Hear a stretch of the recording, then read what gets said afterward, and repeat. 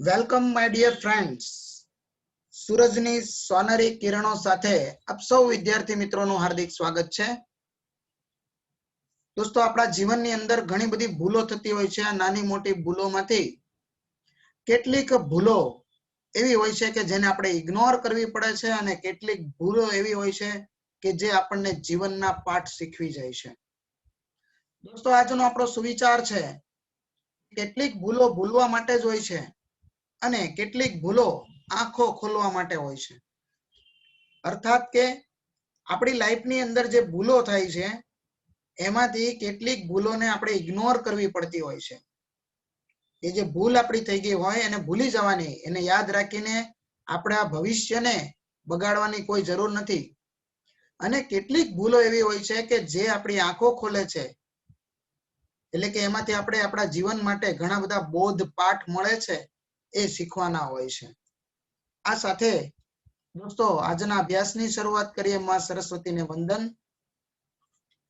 ધોરણ 12 કોમર્સ, વિષય આંકડાશાસ્ત્ર, પ્રકરણ નંબર 3, સુરેખ નિયત સંબંધ, લાઇનર રિગ્રેશન.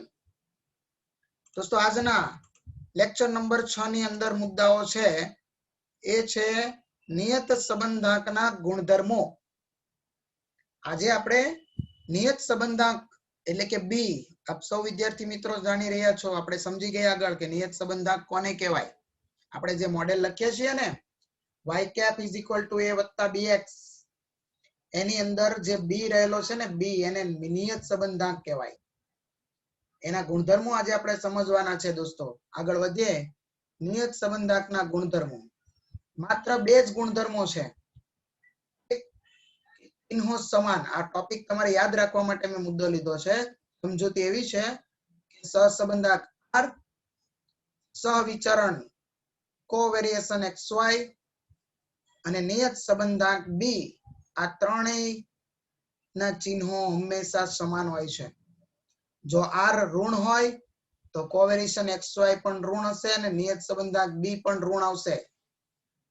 અને જો r નું મૂલ્ય ધન હોય તો એનું કારણ છે કે ત્યાં કોવેરિએશન xy ધન હશે અને એને જ કારણે નિયત સંબંધાંક b પણ ધન આવશે.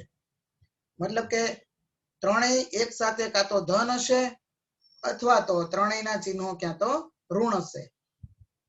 આમ ત્રણેયના ચિહ્નો સમાન હોય છે, એ નિયત સંબંધાંક b નો પહેલો ગુણધર્મ છે. ઘણી વખત દોસ્તો 1 માર્ક્સના વિકલ્પમાં જવાબ પૂછે ને, r નું મૂલ્ય આપ્યું હોય માઇનસમાં અને નીચે ઓપ્શનમાં નિયત સંબંધાંક b ના જે ઓપ્શન હોય તો એમાંથી તમારે r જો માઇનસ હોય તો b પણ માઇનસ હશે એમ સમજીને માઇનસ વાળા ઓપ્શન જ સિલેક્ટ કરવાના રહેશે. b ના પ્લસ વાળા જવાબ આવી શકશે નહીં. અર્થાત સહસંબંધાંક, સહવિચરણ અને નિયત સંબંધાંક ત્રણેયના ચિહ્નો કેવા હોય છે? સમાન હોય છે. બીજું પરિવર્તન.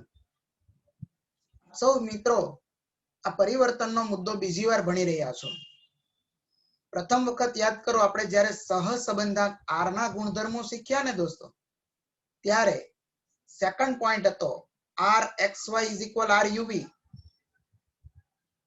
યસ, એની સમજૂતી એવી હતી કે ચલ x અને y નો સહસંબંધાંક અને u અને v માં જે પરિવર્તન કરીએ છીએ, 2 પ્રકારના પરિવર્તન હોય છે. ઉગમ બિંદુ પરિવર્તન અને સ્કેલ પરિવર્તન, એટલે કે માપનું પરિવર્તન. એ બંનેથી સહસંબંધાંક r જે છે પરિવર્તનથી સ્વતંત્ર છે. જ્યારે નિયત સંબંધાંક એ બંનેથી સ્વતંત્ર નથી. સમજીએ દોસ્તો, નિયત સંબંધાંક એ ઉગમ બિંદુ પરિવર્તનથી સ્વતંત્ર છે, પરંતુ માપના પરિવર્તનથી સ્વતંત્ર નથી. ઉગમ બિંદુ પરિવર્તન તમે ગમે એટલું કરો, નિયત સંબંધાંક બદલાશે નહીં. પરંતુ જો માપનું પરિવર્તન લીધું, x ની કિંમતને u માં અને y ની કિંમતને v માં તમે ફેરવો, ત્યારે જો સ્કેલ પરિવર્તનનો ઉપયોગ કર્યો તો નિયત સંબંધાંક ચોક્કસ બદલાઈ જાય છે. એ ફેરફારને દૂર કરવા માટે સૂત્રમાં પણ નાનો એવો ચેન્જીસ કરવો પડે છે. દોસ્તો, એ સૂત્ર સમજશું ત્યારે એને સમજી જશું. હાલ આ 2 ગુણધર્મો નિયત સંબંધાંક b ના ગુણધર્મો છે એવું યાદ રાખીએ. એક છે ચિહ્નો સમાન, એટલે કે સહસંબંધાંક, સહવિચરણ અને નિયત સંબંધાંક. આ ત્રણેયના ચિહ્નો કેવા હોય છે દોસ્તો? સમાન હોય છે. અને બીજું છે પરિવર્તન.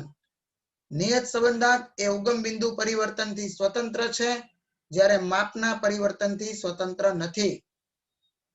સાથે સાથે આપણે યાદ રાખીએ કે ચલ y ની નિયત સંબંધ રેખા હંમેશા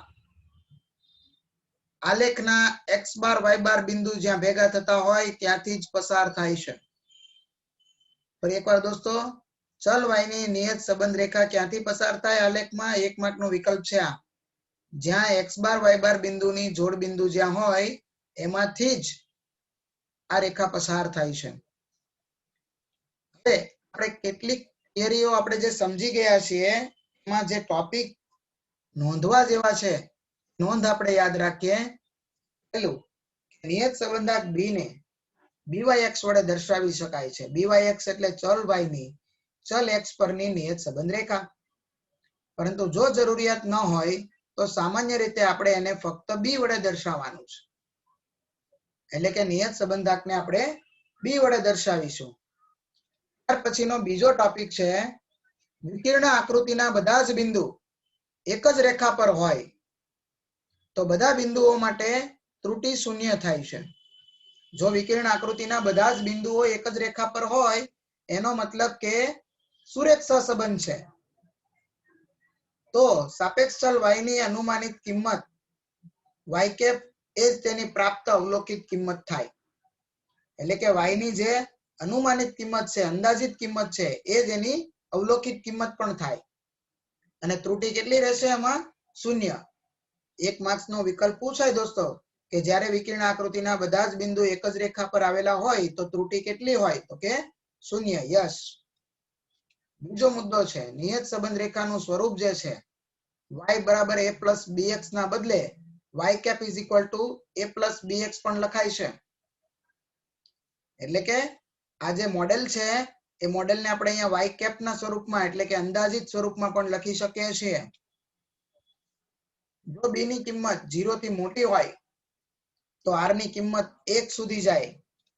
જો b ની કિંમત 0 થી નાની હોય r ની કિંમત કેવી થાય? -1 થાય. દોસ્તો આ ખૂબ જ અગત્યનો વિકલ્પ છે અથવા ટૂંકો પ્રશ્ન છે. જ્યારે મોડેલ આપ્યું હોય અને મોડેલમાં અહીંયા નિશાની પ્લસ હોય અને તમને એમ પૂછે કે r કેટલો? જો મોડેલની ઉપરથી આપણને નિયત સંબંધાંક b મળે અને અંતઃખંડ a મળે, r નો મળે.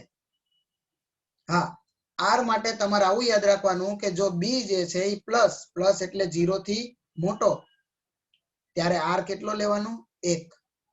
અને જો b નું મૂલ્ય 0 થી નાનું માઇનસ હોય, અહીંયા મોડેલમાં માઇનસ હોય, ત્યારે r નું મૂલ્ય કેટલું લેવાનું દોસ્તો? -1.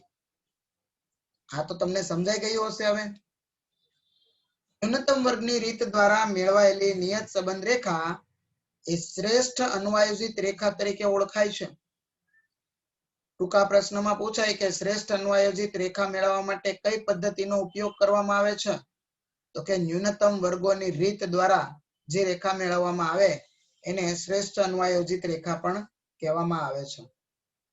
નિયત સંબંધના અભ્યાસની બે મુખ્ય રીતો છે, એક વિકર્ણ આકૃતિની રીત અને એક ન્યૂનતમ વર્ગની રીત. એ બંને પૈકી શ્રેષ્ઠ અંદાજ આપતી રેખા કઈ? તો કે ન્યૂનતમ વર્ગોની રીત દ્વારા આપણે જે રેખા મેળવીએ તે શ્રેષ્ઠ અન્વયોજિત રેખા તરીકે ઓળખાય છે. આ માત્ર યાદ રાખવા જેવા નાના નાના ટોપિક હતા જેને આપણે આપણા માનસ પટ ઉપર છાપી દેવાના છે. આ સાથે આપણે આજનો અભ્યાસ પૂર્ણ કરીએ. એકવાર આપ સૌ વિદ્યાર્થી મિત્રોએ ખૂબ શાંતિથી અભ્યાસ કર્યો તે બદલ ખૂબ ખૂબ આભાર. નેક્સ્ટ ટોપિકની આપણે નેક્સ્ટ ટાઈમ ચર્ચા કરીએ. ખૂબ આભાર દોસ્તો.